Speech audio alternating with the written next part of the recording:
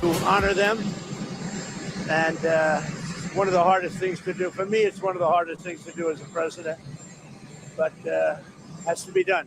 As we go to honor these soldiers, do you have an update on the investigation as to how they were killed in Jordan? No, they're doing that. That'll be released. You know what? It was Iran targeting barracks. I don't know. Well, they're going to pay a big price. They're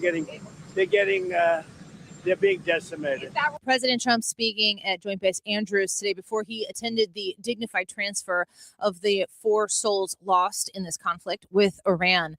And I know a lot of people will see this and they'll ask themselves, what are we pursuing? Is this a righteous endeavor?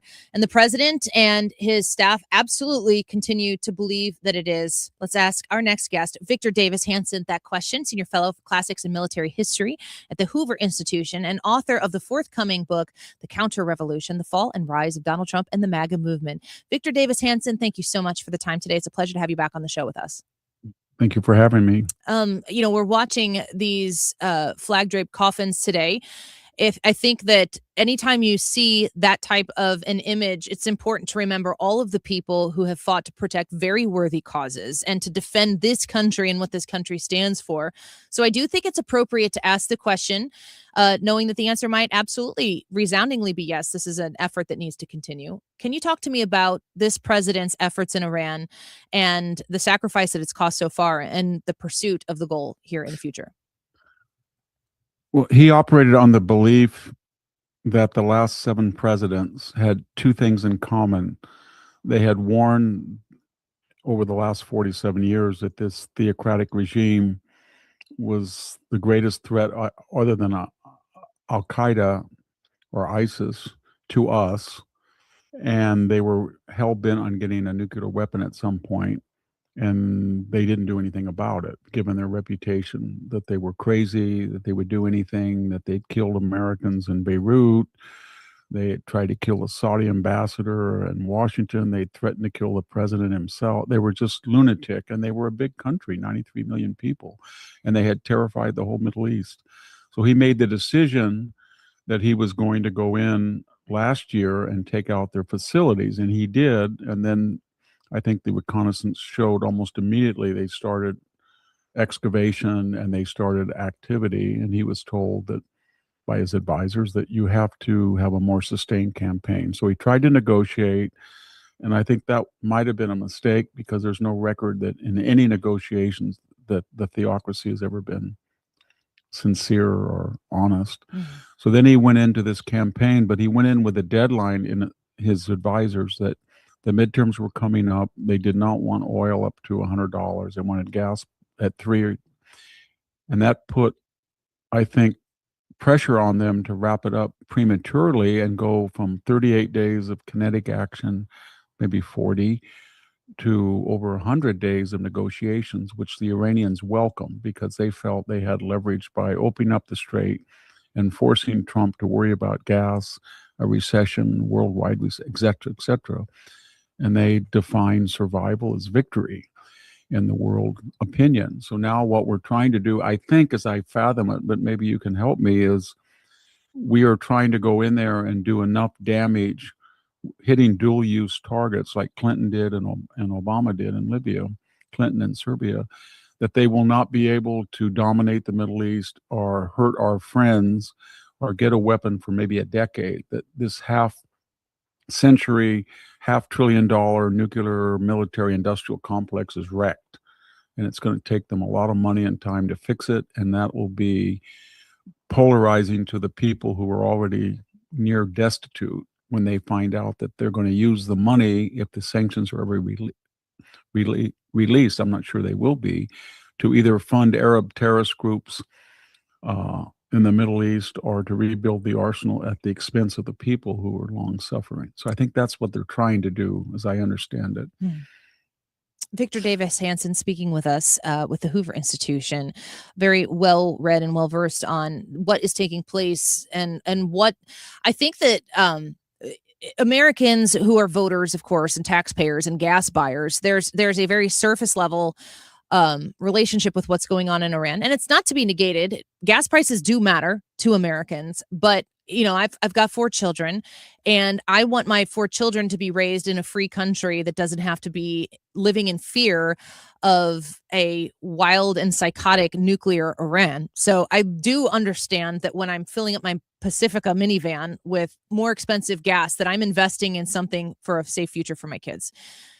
Do you feel as though there is a success that this administration can have that has a finality to it? Because I think people are looking for the victory and the win. And I'm wondering if keeping nuclear Iran at bay is not something that it's not a finish line that you cross. It's something that you have to maintain.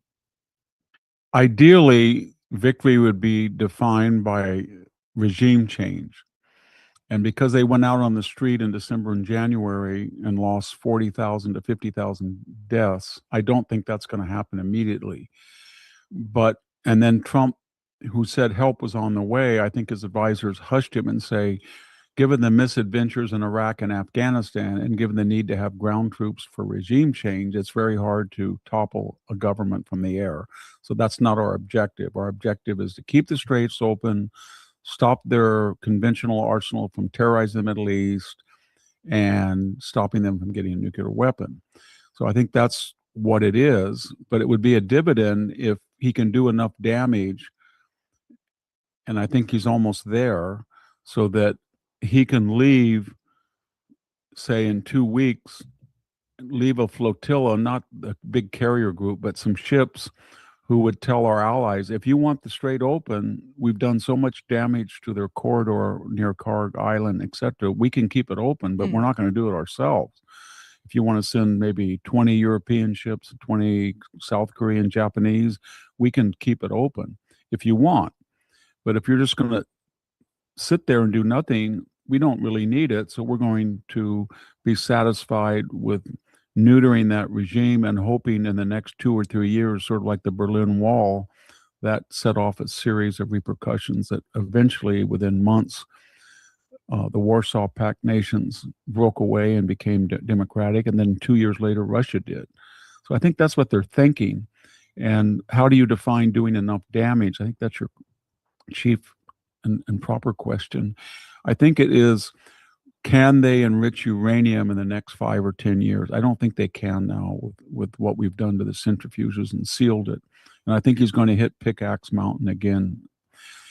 Do they have an arsenal? We never really knew what the denominator was. I think they kept saying we hit 90% of the missiles, because the sheer volume of missiles and drones we destroyed was so overwhelming. We thought, well, there's hardly any left, but we never knew how much they originally had.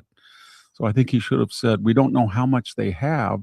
We've destroyed a lot, but obviously there's going to be caches and subterranean arsenals somewhere that will pop up from now and then. And I think that would have, I think they oversold the earlier part of the war, and they raised expectations given the damage. The other thing is, this isn't a ground war. So unlike Iraq or Afghanistan, we don't have the BBC or CNN or Fox embedded reporters inside Iran. But from what we can tell, the damage is a lot worse than what has been reported from Iranian expatriates who call relatives and stuff like that.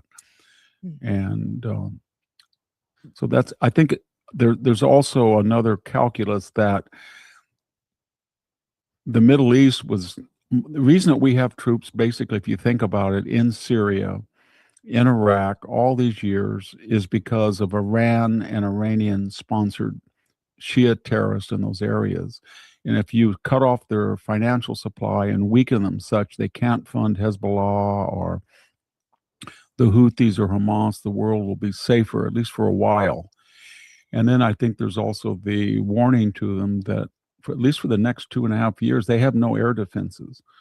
And so anytime that we feel that they're reopening a nuclear facility or building, he can take it out very easily subsequently. So I think that's the idea. I think a lot of people are worried that there seems to be a lot of targets that we should have hit very earlier. So I don't know why the rail link to China and Russia was open, or the Crimean ports, where they were getting obviously drones and missile components from Russia and China that were killing our people in the Gulf. That should have been hit. Bill, I think the left kind of bullied them and said, you know, you can't hit civilian targets. You got to get congressional authorization. And they should have said from the beginning, well, wait a minute. Bill Clinton took all the bridges out on the Danube in Serbia, and he hit the power grid to get Milosevic out. He never asked for authorization. Obama took out the ports at Libya, the TV stations, the communications, and he bombed for 7 months without. But I don't think so. I think that the PR, or I don't want to use that term, but the communications were not good, and they didn't get enough information out, both historically and comparative to the American people. We're speaking with Victor Davis Hanson. You mentioned the that maybe it was oversold in the beginning when this conflict first became the national news that it was, and there was a lot of selling of it in a very, I would say, bombastic way, but that's kind of probably what Americans wanted to hear at the time anyway. Like, if you did it, I hope you did it good, and I hope you did it right. Do you feel that this administration, certainly President Trump as the commander-in-chief, but also with Secretary of State Marco Rubio seeming to be the right-hand man on this issue, do you feel as though they've been adaptable? It feels to me like in an instance like this, a lot of times politicians kind of get scared of their own shadow. You get halfway in, and then all of a sudden it's like, maybe we should have done that. And then they try to just do the politically savvy thing, and then the whole thing falls apart. Has this administration stuck to the plan and the goal and been willing to be adaptable throughout the plan? It seems to me like that. If you think of it abstractly in context, no other president 6 months, 5 months before a midterm would have gone into that area of the world.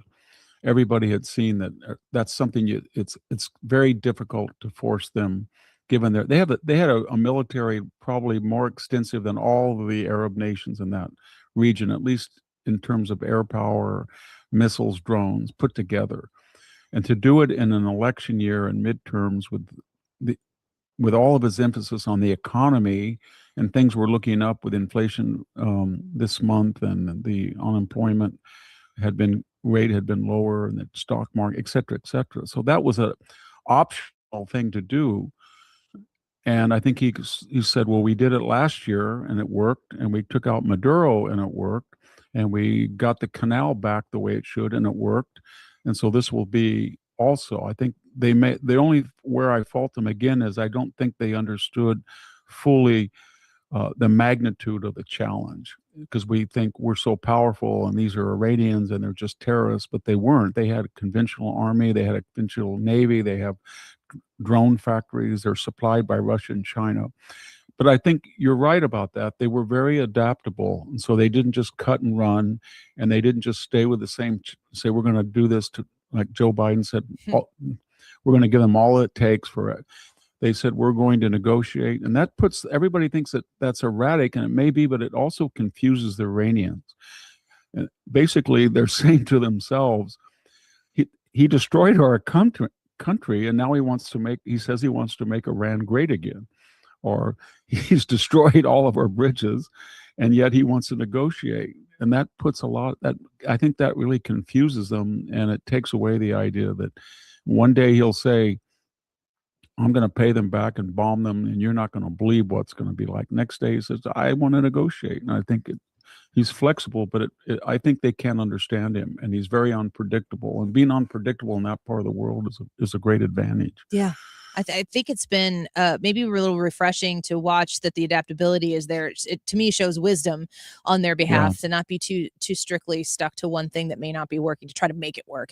I would like to ask you, before we let you go, Victor Davis Hanson speaking with us right now, about on the home front, the domestic front, the alternative to what the Republicans and this president as commander-in-chief have to offer. There is certainly a heavy influence of socialism on the Democrat Party right now as an alternative that people might be considering coming into this midterm.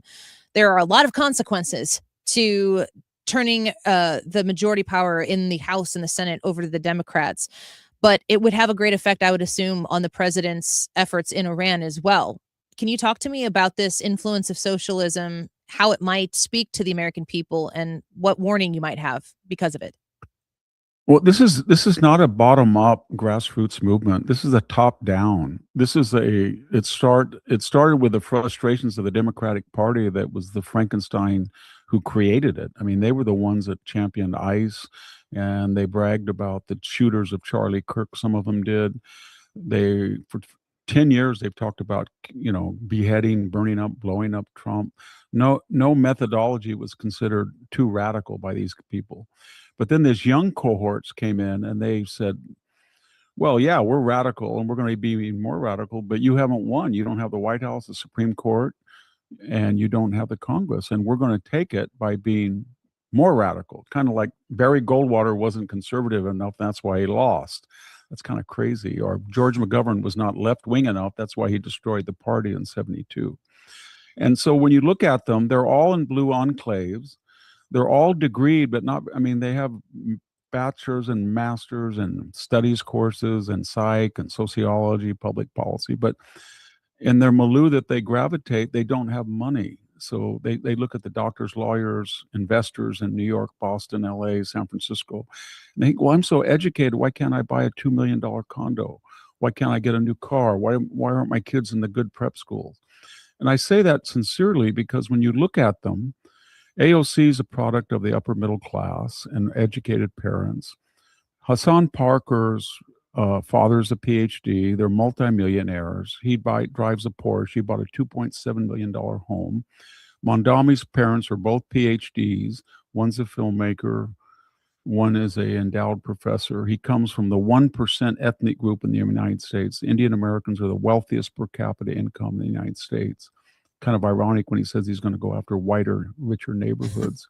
He comes from what he would call himself, if he was honest, the settler colonial 1% in Uganda. The Indian community controls 65% of the GDP of Uganda. And he comes over here and starts lecturing us about Israel. And you look at all of, and then there's Ilhan Omar.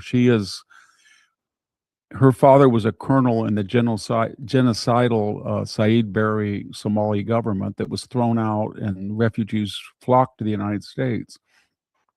So it's a mixture of 85% white, that's the enrollment in the Democratic Socialist America, that are in urban areas that are frustrated that their degrees did not earn them the life that they thought that was their birthright. And then these first and second generation immigrants who came from failed socialist states and got over here and put their finger in the wind and said, man, if you're from a person of color and given DEI and all these opportunities, all you have to do is be left-wing and foundations and grants and scholarships and preference in academia, and they made the necessary adjustments. But this is not a bunch of poor Mexican people, first generation, that are painters and drywall installers who can't afford gas in California and are voting for socialism. Yeah. This is a weird phenomenon of very elite, pampered, disappointed, angry people whose ideology does not match their lifestyle at all. Yeah. It's an appropriation of people and a culture so that they can consolidate power. And you've said it very, very well here. Victor Davis Hanson, we're grateful for your time today and your wisdom that you shared with us. Thank you so much for spending some of your afternoon with us. Well, thank you for having me, Annie.